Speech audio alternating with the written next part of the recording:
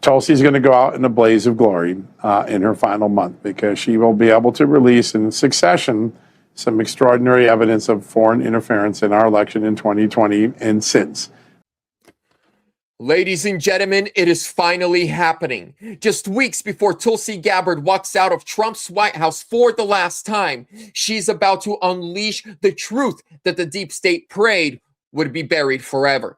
Foreign election interference, Ukraine, China, Venezuela, and the Democrats colluding to rig 2020.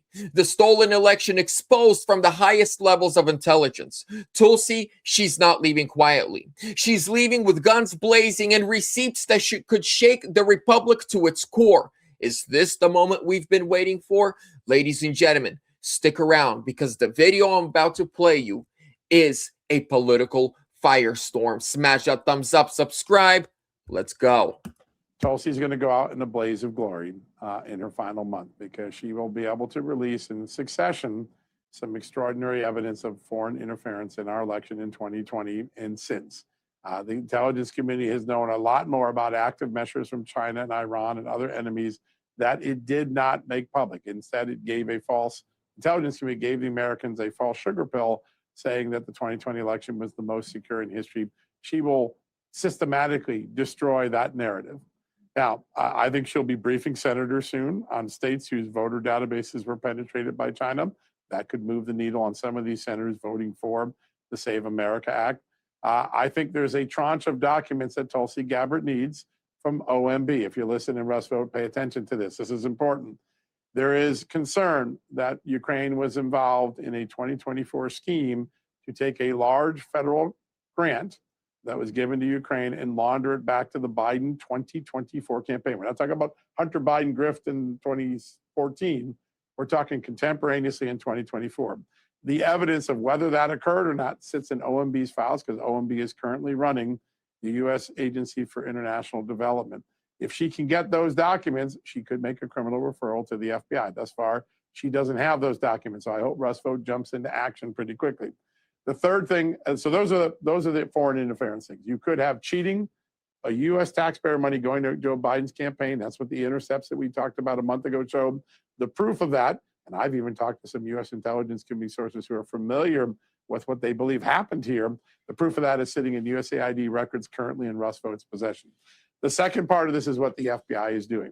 Sometimes you don't get a mobster for being a mobster. You get them on taxes or you get them on some other violation.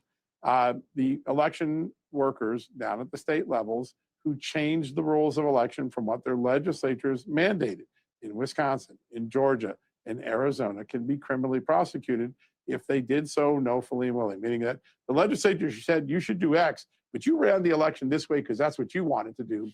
That is what the FBI is beginning to interview people day in and day out doing.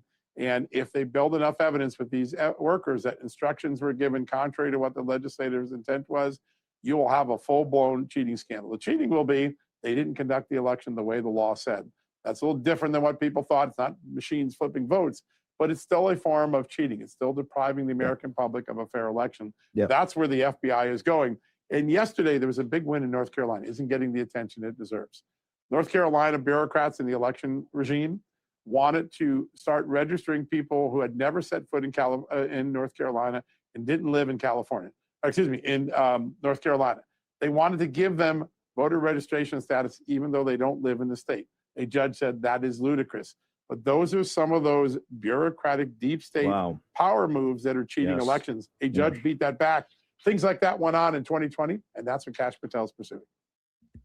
Ladies and gentlemen, Tulsi Gabbard is not going away quietly. She's going out with a bang to expose Ukraine, money laundering, China, Venezuela, Dominion, elected officials who are part of the state legislature, and then election officials who have been breaking the law.